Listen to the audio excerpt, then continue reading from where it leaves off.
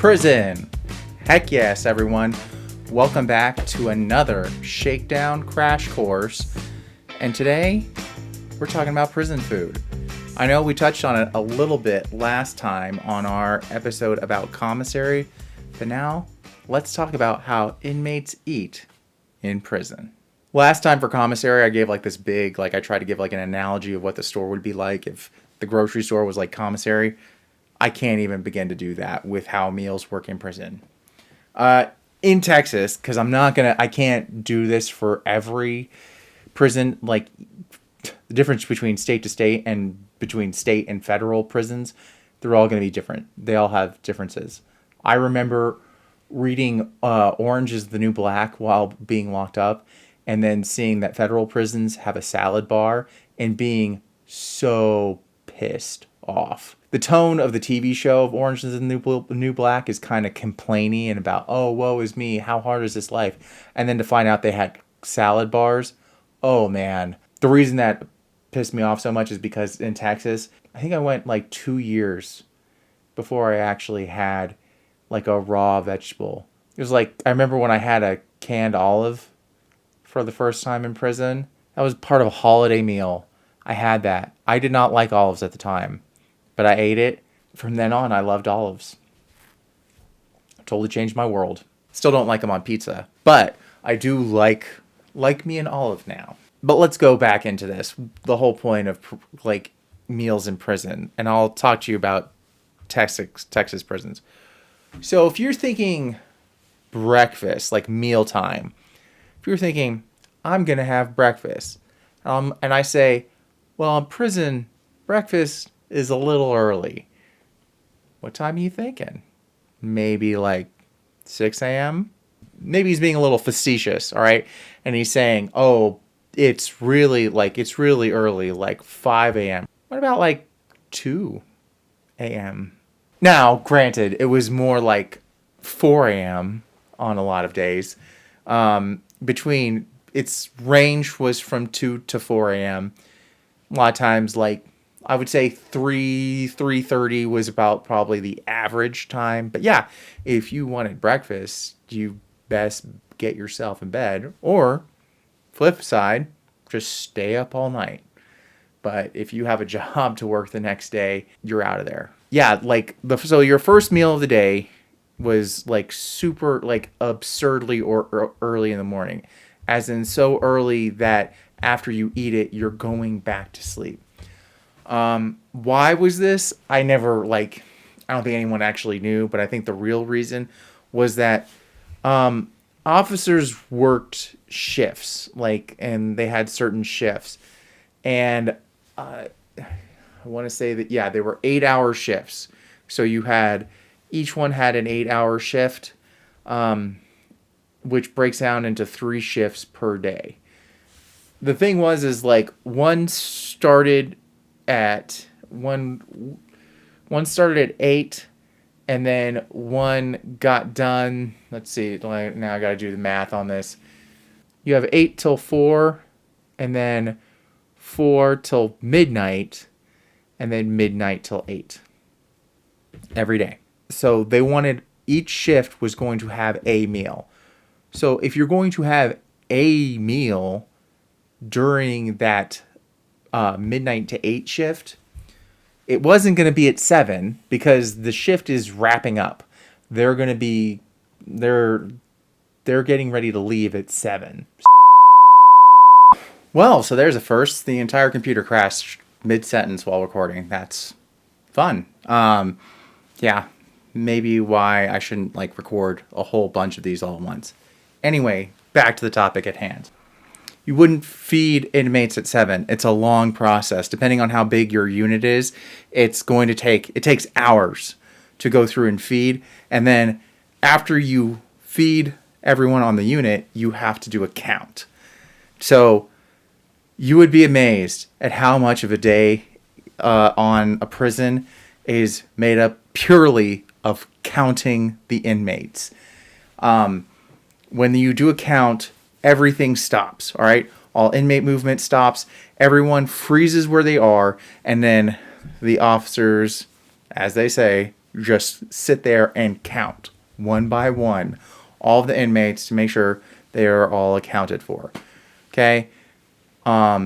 So before you start a meal, they do a count. After they finish a meal, they do a count. Then they'll do something else, do a count, do a count, do a count, do a count, do a count. Anyway, this is why you would never have a meal right towards the end of the shift. If you've got a meal that takes at least 3 hours, and like I said, could be much longer on a much larger unit. I was never on a very big unit. I was only on like medium to small units. So it never took too long. But yeah, when they're feeding, it's you start with a count, then end with a count, and then you wrap it up. And then usually during a shift change usually happens during the count. So they're going to have another count on top of it for shift change, so they can shut everything down, and then the new shift has to count and then make sure everybody's in place so that nothing happened in between the shifts. So lots of counting happening in between shifts, plus a meal. So they're going to move the meal up way away from that 8 o'clock time, so they have plenty of time to do their counts and whatever else they need to do. So, and also, who do you think feeds the inmates? The inmates feed the inmates. They got to get the kitchen crew out of the kitchen and get them back into their housing assignments before they do that count after breakfast. So they have to do all of this before that wrap-up count and make sure that they're accounted for and all of that stuff before all of these other counts that are about to happen. So the breakfast probably needs to be early, and then that pushes up lunch, which might, once again, lunch can honestly range anywhere from like 10 till noon or later, depending on all sorts of situations. If there could be an emergency on one of the wings, and then that will shut everything down, and there is not going to be any movement for lunch, for meals, for anything during that time. So you don't know when the meals for the rest of the day are, which brings us to another fun story. The way meals work is, well, they need to get you, so they're going to send you in groups to go eat, and you need to be ready.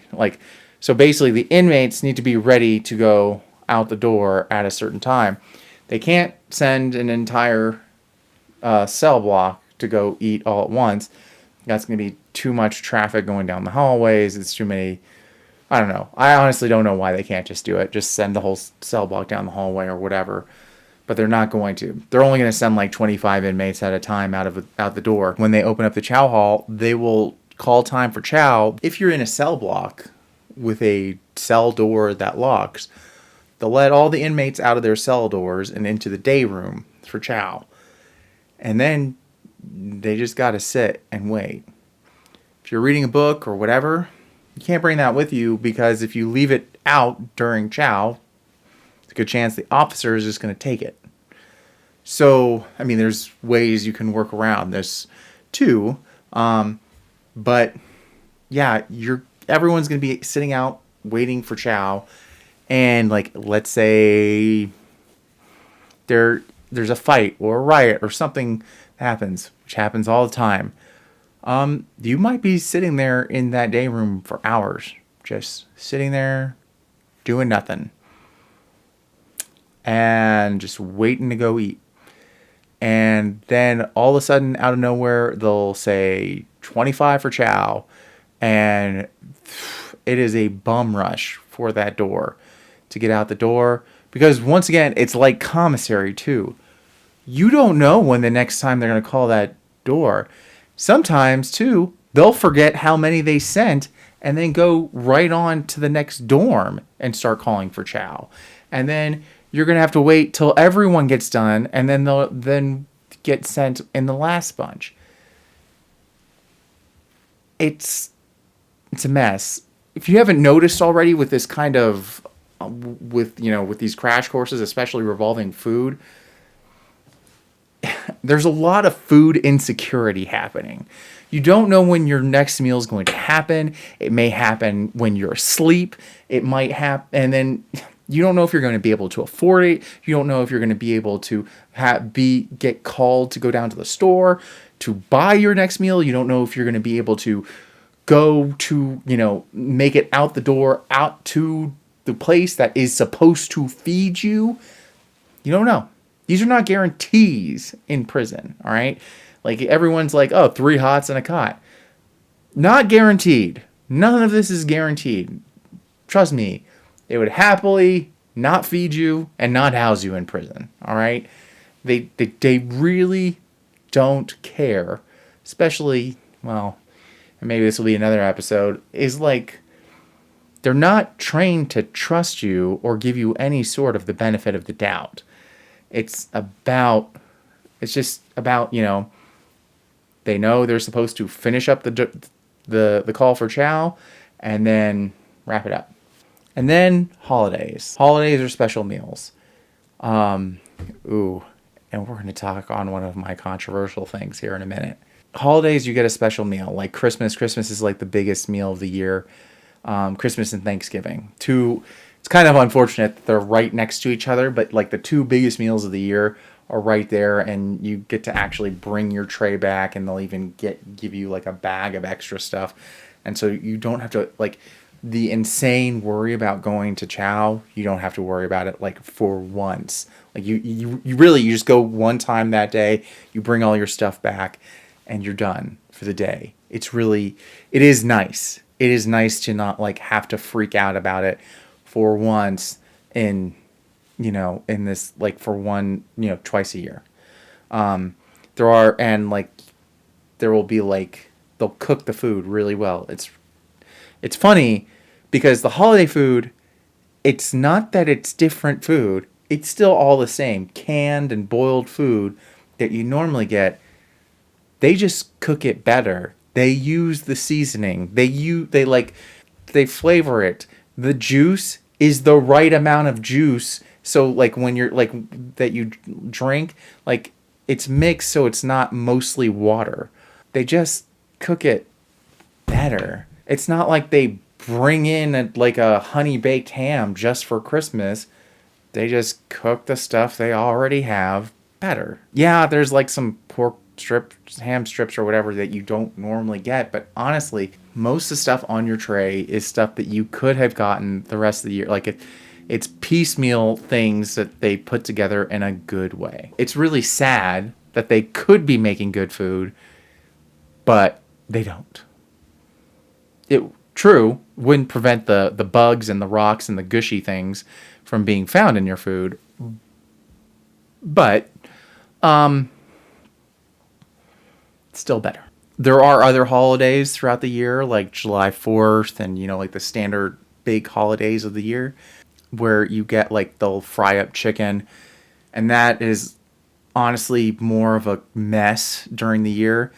That has been known also, like, because they'll, like, serve chicken, and, like, which is a inmate favorite, was never one of mine, because their fried chicken seems to have hair on it. Don't know how that works, but sure. Anyway, there's fried chicken. There's, like, sometimes there's watermelon, which is really interesting because that is always the meal they serve on Juneteenth. Fried chicken and watermelon and juice. I have always found that incredibly inappropriate. The other thing, too, is, like, I didn't know what Juneteenth was until I got locked up and I started learning about it. And the whole concept of Juneteenth really bothers me. And I've probably talked about it before. I'm going to talk about it now. And it becoming a national holiday has not made it bother me any less. Juneteenth is a holiday celebrating not when slavery was ended. It was when the word about slavery ending hit the South. That's it. Slavery still goes on in the South. FYI. The whole prison system, the way it works in the South right now, like, that's all was a continuation of slavery. It was intended. The amendments around it they were designed to keep slaves working in the fields. So, like, Jim Crow era, they would just arrest black people on petty crimes, and then they would get their slaves back. So this idea that, Juneteenth marks the end of slavery, amazing, and then is celebrated in prison with chicken and watermelon, disturbs me a great deal. I am surprised it doesn't disturb, other people more. But I'm weird. I don't know what else to say on that one. Yeah, I'm going to let that sleeping dog lie, because I could go on that tangent all day. Oh, yeah, that's another thing. Stealing food out of the kitchen. A lot of people like kitchen jobs because they want to steal food out of it. One thing, too, to talk about, if you get to work in the kitchen, one thing is you have a lot of access to foods. A lot of times officers will kind of look the other way when you're sneaking some food. The intention, whatever the intentions are behind it, it's kind of supposed to be like a perk of working in the kitchen. The kitchen is one of the worst jobs, bar none. I have seen what happens to their equipment. Like, they're in situations where, rubber boots are melting because it's so insanely hot. It's a gross job. And I don't want to see the innards of any of the food that comes out of that kitchen. I can't imagine if they want extra food. Good on them. They've earned it. And they can also make certain, like I said, the good food is just good because they make it a certain way. And so when the kitchen staff gets to eat, they make it however they want it. Great. They should do that. And they make stuff for the officers too. There's a whole, canteen or whatever for the officers where they can get free food too, where there's actually inmates who do on the order, the on the fly cooking up. So they'll make food specifically for the officers in advance, and a whole buffet, and then they'll also be like, hey, do you want a cheeseburger or whatever, off menu stuff using the prison food. And some officers will scoff at it and be like, well, that's prison food. Blech. To them, I say, you can go fuck yourself, quite honestly, because we had to eat it. You chose to be with us in this place, in this awful, awful prison, and you don't want to eat our food. You're that much above us. Don't know what to say about that. You're obviously not trying to make the food better, which you have a little bit of power over being an officer. So those officers who say that, I don't eat it, it's prison food. People know me, I'm a nice guy, but those officers can fuck right off. I know the food's bad. The food's awful. I wouldn't choose to eat it either, but you don't say that to an inmate. And I heard so many officers say that to me. Yeah, also, don't say fuck off to an officer when you're locked up. Unless you're ready to get locked up even more. What else can we learn on food? Oh, yes. For big meals, and like I said, kitchen staff would regularly steal food out of the kitchen. Bring it, take it back. One thing, especially on holidays, the biggest thing was taking those ham steaks and bring them back. One story I'm going to leave you with today, because honestly, this food episode could probably be 10 episodes long, but this is a brief intro into how food works. Ooh, there's another thing I have to touch on first, but since we're talking about ham steaks, the ham steaks are really popular. They're expensive. You could sell them for $2 a pop, which is very expensive. And one kitchen staffer, the way he would bring them home is he was this big, really overweight guy working in the kitchen, And the way he would sneak them is he would just stick them, like, lift up his gut, stick it under there, lift it up here.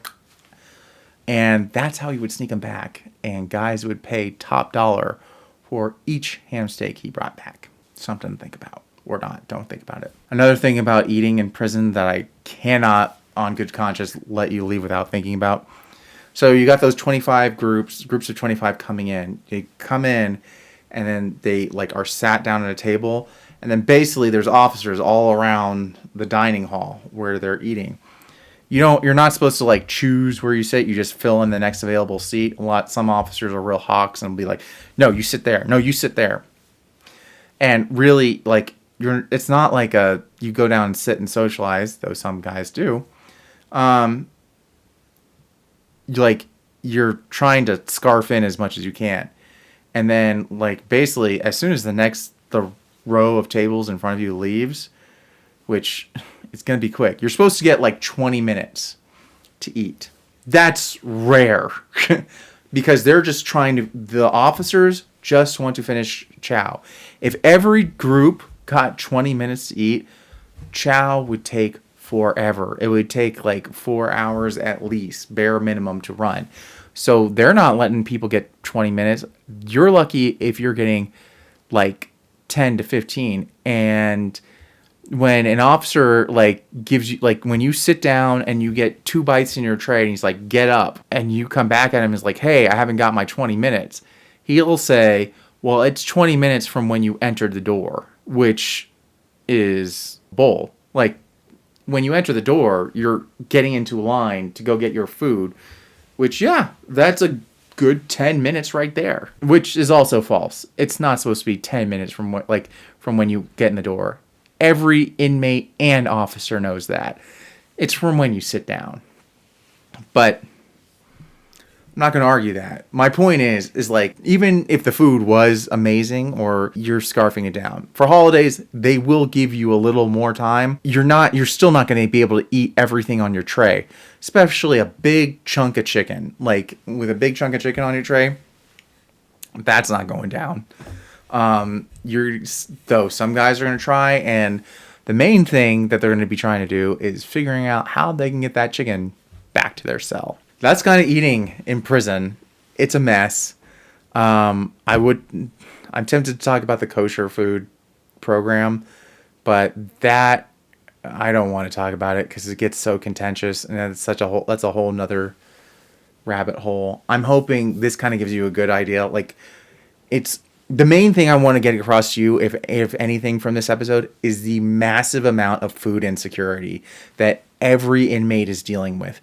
It is just monstrous, like, how food insecure everyone is. I did not come into prison food insecure. I left it, like, severely food insecure, and I'm still constantly working on it.